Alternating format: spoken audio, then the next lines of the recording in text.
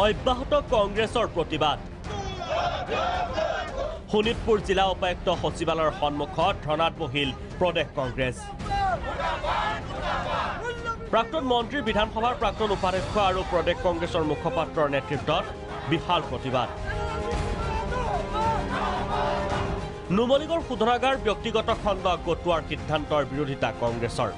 নিখিল ভাৰত কংগ্ৰেছ কমিটিৰ সিদ্ধান্ত মৰ্মে শোণিতপুৰ জিলা কংগ্ৰেছ কমিটিৰ উদ্যোগত তেজপুৰতো আমি এই গণপ্ৰতিবাদ সাব্যস্ত কৰিছোঁ এই প্ৰতিবাদৰ অৰ্থ হ'ল ভাৰতৰ অৰ্থনীতি বিধ্বস্ত কৰা নৰেন্দ্ৰ মোদী চৰকাৰৰ বিৰুদ্ধে আমাৰ এয়া প্ৰত্যাহ্বান ধেমাজিতো বিক্ষোভ কংগ্ৰেছৰ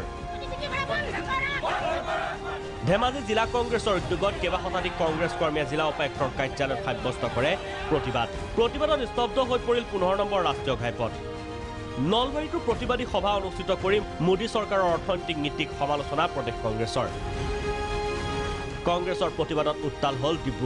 ডিব্ৰুগড়ত জিলা কংগ্ৰেছৰ প্ৰধান ডাকঘৰৰ সন্মুখত ৰূপায়ণ কৰে প্ৰতিবাদী কাৰ্যসূচী প্ৰতিবাদকাৰীয়ে অৱৰোধ কৰিলে ডিব্ৰুগড়ৰ বিৰোধ শতাধিক প্ৰতিবাদকাৰীক আটক আৰক্ষীৰ জিলা কংগ্ৰেছ কমিটিয়ে ইয়াত প্ৰতিবাদ কৰিছোঁ দেশৰ যি অৰ্থনৈতিক অৱস্থা অৰ্থনৈতিক মান্দা অৱস্থা ইয়াৰ উপৰিও আমাৰ কৰ্মচাৰীসকলৰ ছাটাই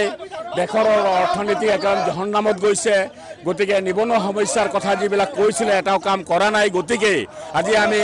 তাৰে প্ৰতিবাদত আজি আমি ইয়াত এনেধৰণৰ প্ৰতিবাদী কাৰ্যসূচী আমি গ্ৰহণ কৰিছোঁ এনেদৰে এতিয়া জিলাই বিজেপি চৰকাৰৰ সমালোচনাৰে কংগ্ৰেছে সাব্যস্ত কৰিছে প্ৰতিবাদ ব্যুৰ' ৰিপৰ্ট প্ৰাগ নিউজ